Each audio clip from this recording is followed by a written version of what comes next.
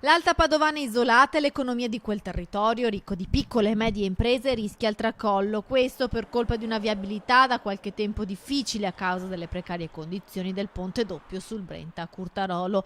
L'allarme è stato lanciato dalle associazioni di categoria del cittadellese che hanno scritto alla Regione Veneto per chiedere una soluzione urgente per portare a termine i lavori di consolidamento strutturale del ponte lungo la strada regionale 47. La provincia di Padova, competente per quel tratto di ponte, ha limitato la portata del traffico, vietando il passaggio dei mezzi pesanti. L'intervento dovrebbe costare 4 milioni di euro, la provincia ne ha già finanziati 2 milioni. Ne ho parlato con l'assessore De Berti, stiamo facendo una valutazione affinché si trovino le risorse, ci sono circa 5 milioni di euro, la provincia ne ha già stanziati 2 milioni e mezzo e quindi su questo noi partiremo, se non altro, perché se blocchiamo quel ponte blocchiamo non la viabilità provinciale ma blocchiamo la viabilità internazionale. Nella zona dell'Alta Padovana interessata dal traffico di passaggio sul ponte vi sono circa 13.000 imprese, di cui 32% manifatturiere delle costruzioni.